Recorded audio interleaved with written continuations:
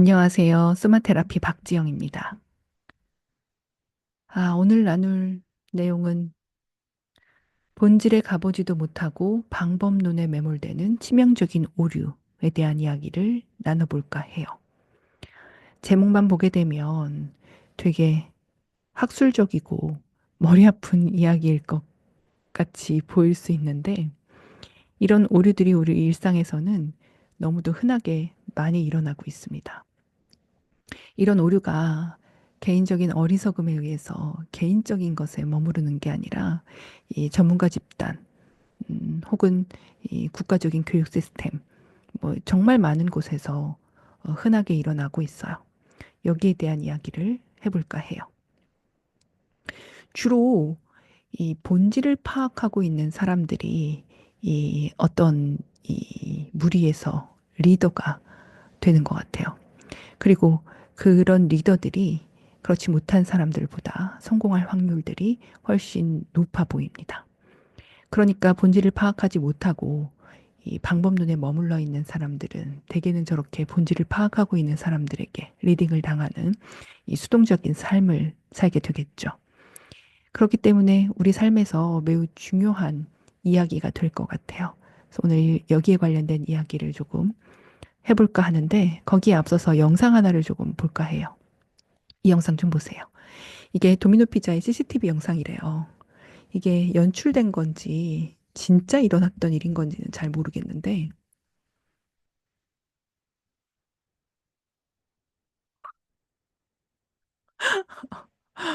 보셨어요? 아니 어떻게 신기반기하게도 저 음료를 드니까 또 저게 또 잘 들려요. 그래서 사람들이 이런 치명적인 오류를 더 굳건하게 믿게 되기도 하죠. 근데 우연의 일치로 말도 안 되는 방법을 썼는데 뭐 통증이 싹 사라졌다든지 갑자기 그게 지속적인 게 아님에도, 그리고 지속 가능한 방법이 아님에도 불구하고, 첫 번째 경험이 이 본인이 원하던 것이라면, 그걸 너무 이 확고하게 믿어버리는 오류들이 생겨요. 이게 우리 일상에서 정말 흔하게 일어납니다. 이 많은 시그널에서 그게 이 가장 효율적인 방법은 아닐 거야. 라는 걸 말해주고 있는데도 불구하고 다 무시하고 첫 번째 저 경험을 너무나도 확고하게 믿는 거죠. 그러면서 이 자기가 자기를 괴롭히고 사는 경우들 굉장히 많죠. 우리 일상에서 한 가지 예를 들어보면 얼마 전에 저희 전문가 과정 하고 계시는 여자 선생님께서 자기 남편분이 러닝을 시작하셨대요. 근데 이제 러닝을 하면 자꾸 발목이 아파오신다는 거예요. 그런데 이제 러닝에도 뭐 이렇게 바른 자세가 있더만요.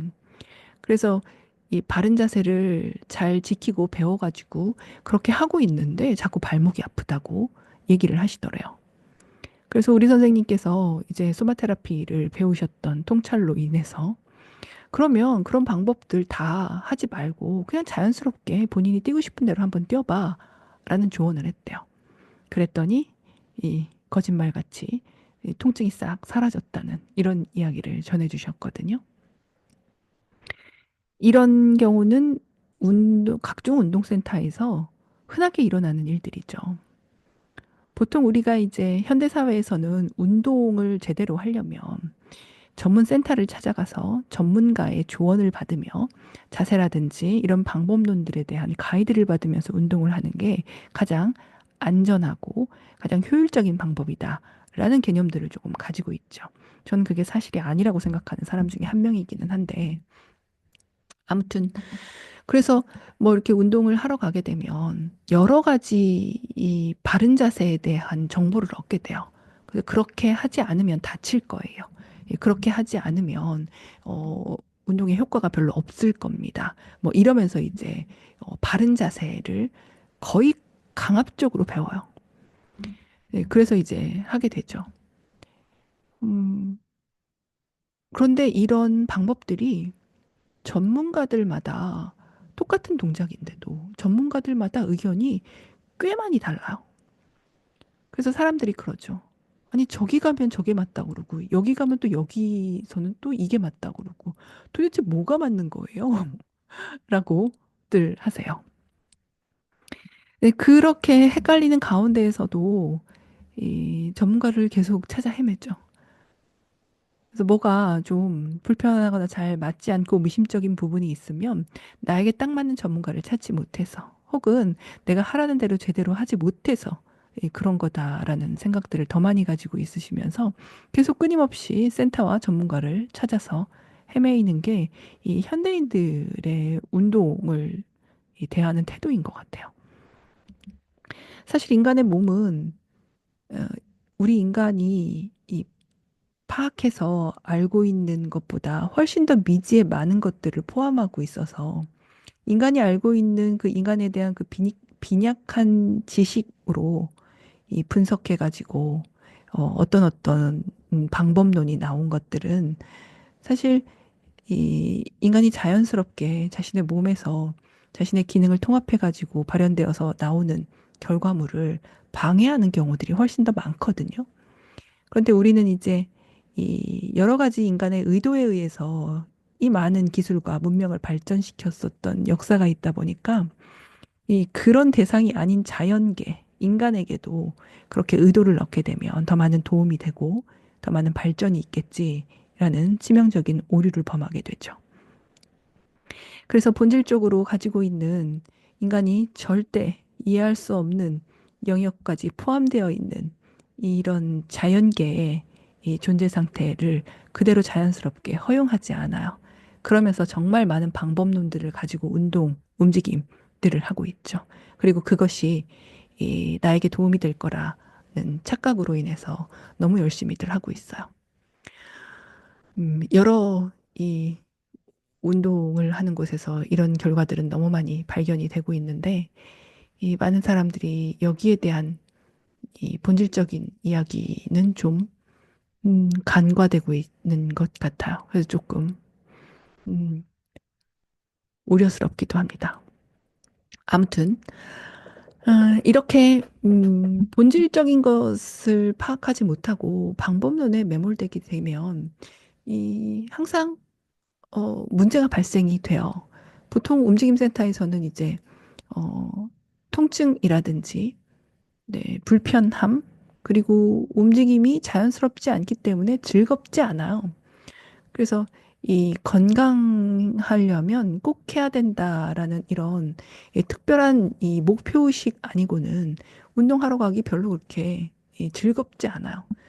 그래서 하루에도 12번씩 갈까 말까를 반복해서 고민하다가 가끔 빠지기도 하고, 와, 이제는 정말 너무 빠졌다. 가야지 하고 죄책감을 가지고 운동을 하러 가기도 하고, 뭐 이런 현상들이 많이 벌어지죠.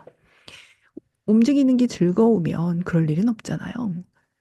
그래서 본질적으로 움직임을 접근하는 태도, 방식 자체가 잘못되어서 이 움직이는 게 즐겁지 않은 건데, 건강하기 위해서 하는 운동은 즐겁지 않은 거야. 어떻게 즐거운 일만 하고 살겠어.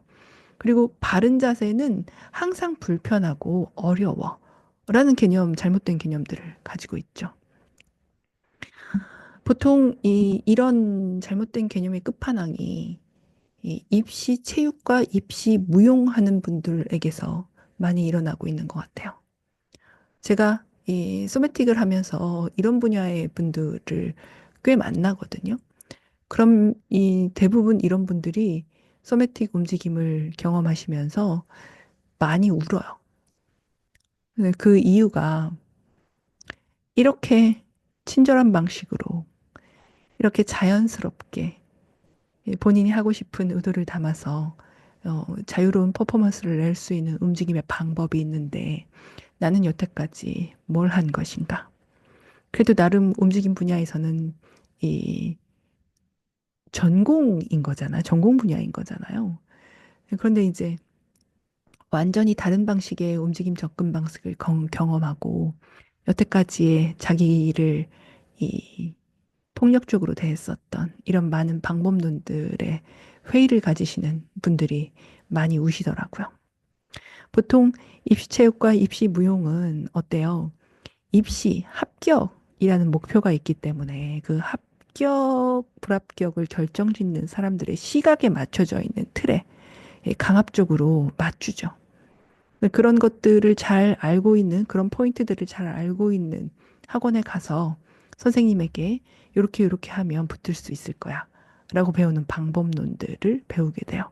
근데 대개는 그런 방법론들이 이 합격을 위해서 강압적으로 이 겉에서 보여지는 퍼포먼스를 내기 위한 이 비기능적인 방법들이 굉장히 많거든요. 그러다 보니까 이 그것을 가르치는 사람도 배우는 사람도 이 사람에 대한 이런 자연스러운 기능이라든지 아니면 그 사람의 정서 상태, 뭐 이런 것들에 대한 이해보다는 좀 강압적인 방법으로, 폭력적인 방법으로 억지로 퍼포먼스를 만들어내는 이런 틀에 갇힌 움직임들을 많이 하게 되죠. 네, 그러다 보니까 이런 분들이 이 소매틱을 경험하게 되면 그렇게들 많이 우시는 것 같아요. 네, 이런 식으로 본질을 파악하지 못하고 방법론에 매몰돼 가지고 무언가에 집중하는 것은 이 그냥 오류로 끝나는 게 아니라 치명적인 부작용을 가져오게 돼요. 네, 이런 것들이 이 우리가 오늘 예를 들었었던 이런 문제뿐만이 아니고 아까 이 도미노 피자 영상에서 본 것처럼 정말 이 흔한 일상에서도 이 중요한 학문적인 그리고 이 중요한 부분에서도 너무 흔하게 일어나고 있는 것들이어서 그렇다면 방법론에 머무르지 않고 본질을 파악할 수 있으려면 어떻게 하면 좀 도움이 되는가에 대한 이야기를 몇 가지 나눠볼까 해요.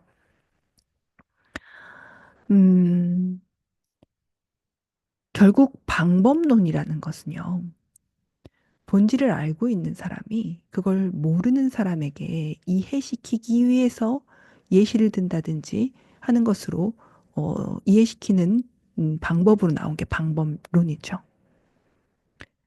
그런데 이제 방법론을 구해 듣고 그것을 활용해서 본질을 파악하는 곳까지 가야 하는데 정말 많은 사람들이 거기까지 가지 못하고 방법론에 머물러요.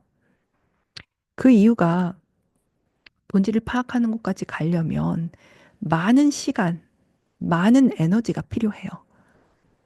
네, 그리고 사람에 따라서 본질을 파악하게 되기까지에 걸리는 기간도 천차만별이어서 과연 내가 언제까지 이것을 매진하면 본질을 파악할 수 있는가에 대해서도 이 정해져 있는 게 없다 보니까 사람들이 하다가 포기하는 경우가 되게 많아요.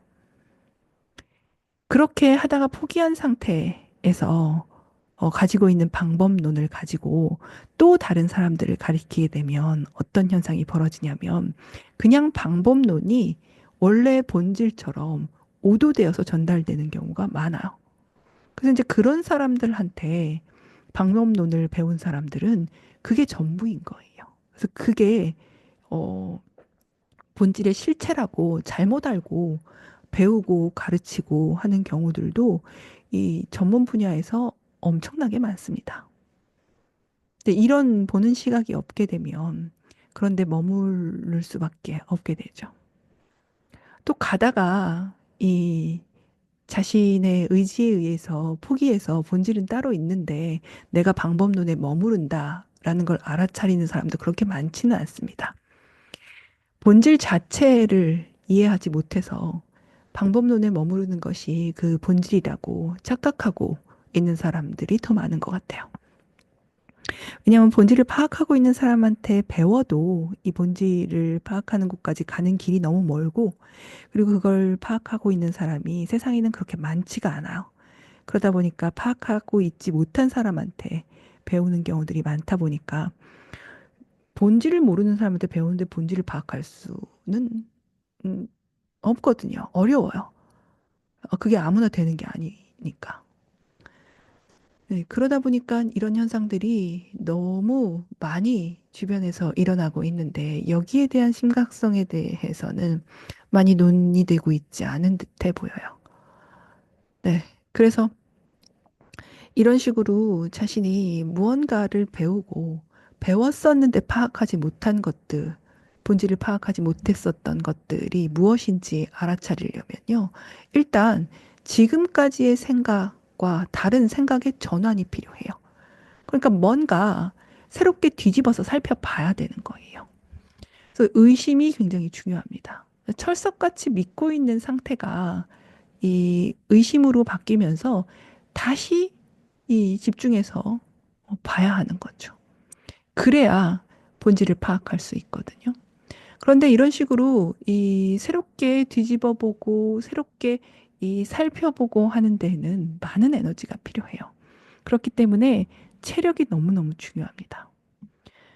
그래서 무언가를 제대로 파악하려면 끈기와 체력이 매우 중요한데 이게 물리적인 체력도 체력이지만 정신적인 체력도 매우 중요합니다.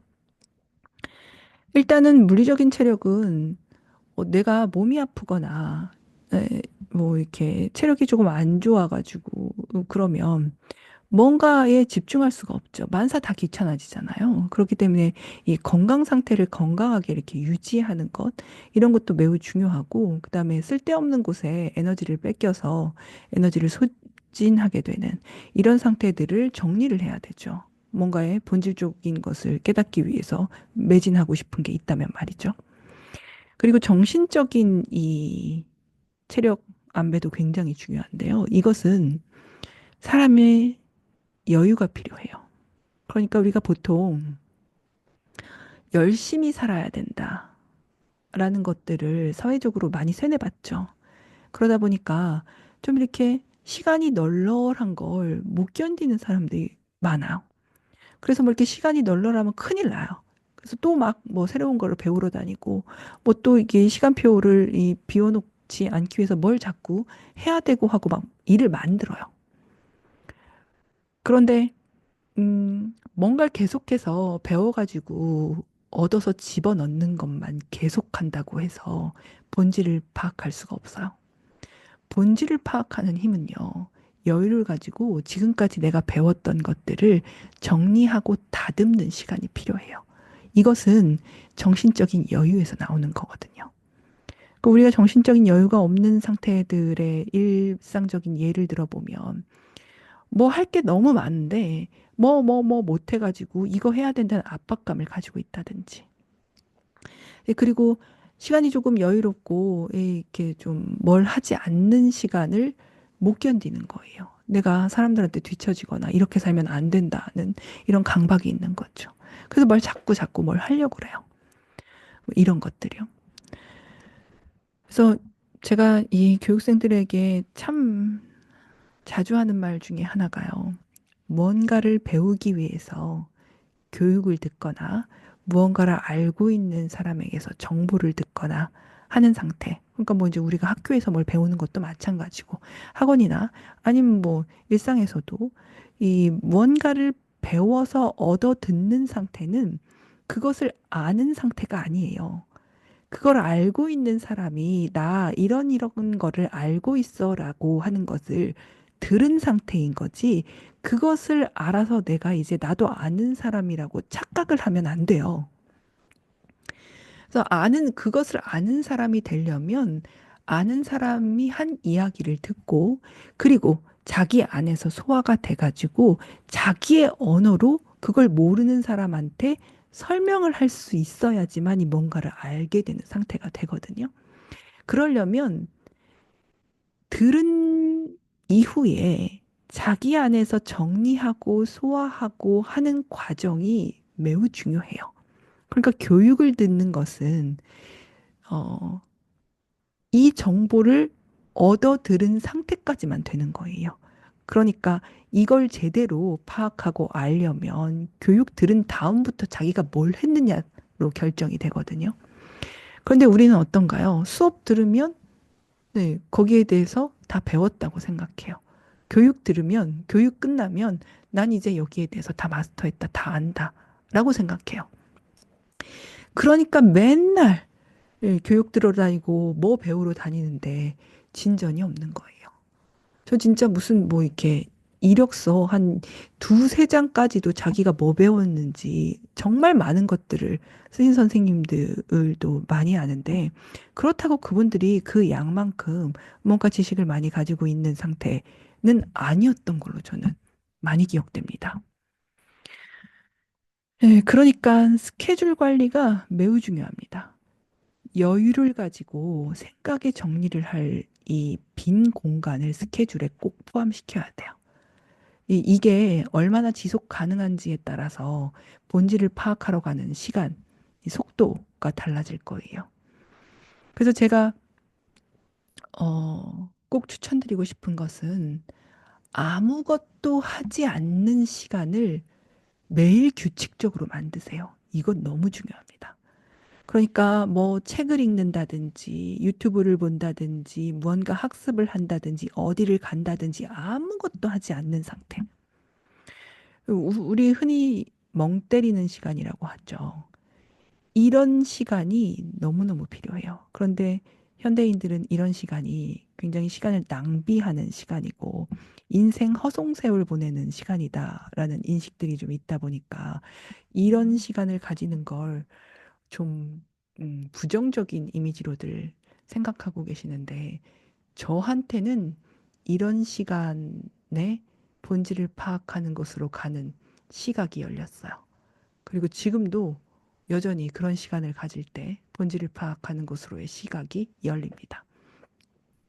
그래서 저는 음, 어떤 때에도 스케줄을 조정해서 혼자 아무것도 하지 않고 멍 때리면서 이때까지의 생각들 정리하고 내가 요즘 가지고 있었던 화두에 대해서 요리조리 뒤집어 보면서 이 시각을 조금 달리 해보고 하는 시간 가지는 걸 지속적으로 가지려고 노력을 해요.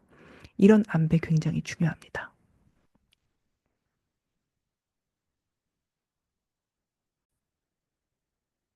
매번 새로운 시각으로 생각을 의심하고 뒤집어 보는 건 효율성에서 떨어져요. 그렇기 때문에 안배가 너무 중요한 거죠. 체력도 그리고 중요한 것, 그렇지 않은 것에 대한 분류, 이런 것도 다 각자 가지고 있잖아요. 그런데 여태까지의 방법으로 본질을 파악하지 못했다면 여태까지의 방법 말고 다른 방법이 필요하다는 얘기죠. 왜 어제와 같은 삶을 살면서 다른 내일을 바라는 건 정신병이라는 표현도 있잖아요. 그러니까 보통 우리가 이 뭔가에 이 몰두하게 되면 에너지가 많이 쓰인다는 걸 본능적으로 알기 때문에 뭐 좀 더 집중해서 바라봐야 될 것, 그리고 집중하지 않고 그냥 옛날에 선택 그대로 그냥 자동 반사적으로 지나쳐도 될 것, 이런 것들을 이 본능적으로 분류를 하거든요.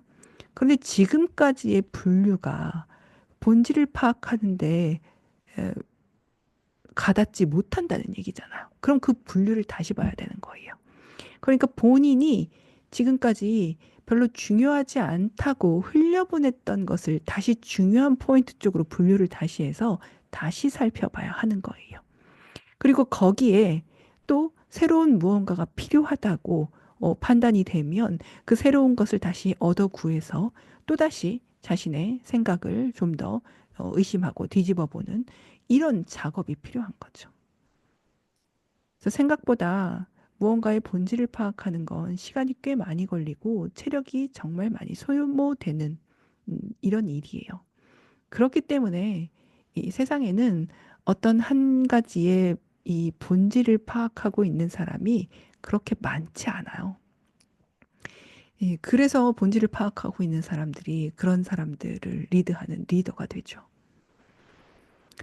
그런데 자기의 전문 분야라면 이런 노력은 끝까지 해봐야 되죠. 아무리 시간이 많이 걸리고 언제 이것을 파악하게 될지 모르더라도 될 때까지 해봐야 된다고 생각해요. 그러지 않으면 결국은 이 수동적으로 이걸 파악하고 있는 사람들에게 이 리딩을 당하면서 살 수밖에 없거든요. 그렇게 사는 삶은 음, 그렇게 행복하지 않을 거예요. 음, 이런 이 체력 관리와 그다음에 본인이 분류해 놓은 중요한 것과 중요하지 않은 것에 대한 분류를 다시 해보는 것, 이 두 가지가 본질을 파악하는데 가장 좋은 이 방법론이 되지 않을까라는 생각을 해봅니다. 제가 자주 쓰는 표현 중에 설마 여기까지 또 해봐야 된다고 해요. 그러니까 설마 여기까지라고 분류했기 때문에 거기 가보지 않고 그거 안 들여봐 봤기 때문에 지금의 결과를 얻은 거잖아요. 그러니까 설마까지 해봐야 되는 거예요. 설마 여기까지 해봐야 된다고? 이렇게까지 들여다봐야 된다고? 이런 걸 해봐야 돼요. 그런데 이제 이 본인이 가지고 있는 고정관념이라든지 이런 확고한 신념 같은 게 있기 때문에 이게 혼자 하는 게 그렇게 쉽지가 않아요. 그렇기 때문에 먼저 본질을 파악한 사람들, 네, 이런 것들을, 이런 분들이라든지, 이런 분들이 쓴 책이라든지, 이런 분들이 만드는 영상이라든지, 이런 것들을 우리가 참고하면서 힌트를 얻게 되죠. 네, 그런 것들도 이제 계속 그런 것만 보게 되는 방법론에 매몰되어서 그런 걸 보고 있으면 마치 내가 본질을 파악한 사람인 것처럼 착각하게 되는 경우들도 많거든요. 그래서 그런 것들을 얻어 구하는 것조차 방법론이라는 걸 인식하고 본질에 가서 다가가기 위해서 방법론을 활용하는 것으로 매진을 해야지 이 방법론에 몰두해가지고 매몰되기 시작하면 아까 저 도미노 피자에서 피자 드는 사람처럼 되는 거예요. 그리고 꼭, 참 중요하다고 생각되는 것은 인간의 의지로 의도를 넣어서 이 더 좋은 결과를 낼 수 있는 것과 그렇지 않은 자연계에 대한 이 분류도 매우 중요합니다. 우리가 의도해가지고 될 수 있는 영역이 있고 그렇지 않은데 이 분류가 안 되어 있는 상태에서 열심히는 아무 의미가 없어요. 여기에 대한 통찰도 꼭 필요할 것 같아요. 자, 오늘은 여기까지 이야기 나눠보겠습니다. 다음 시간에 만나 뵐게요.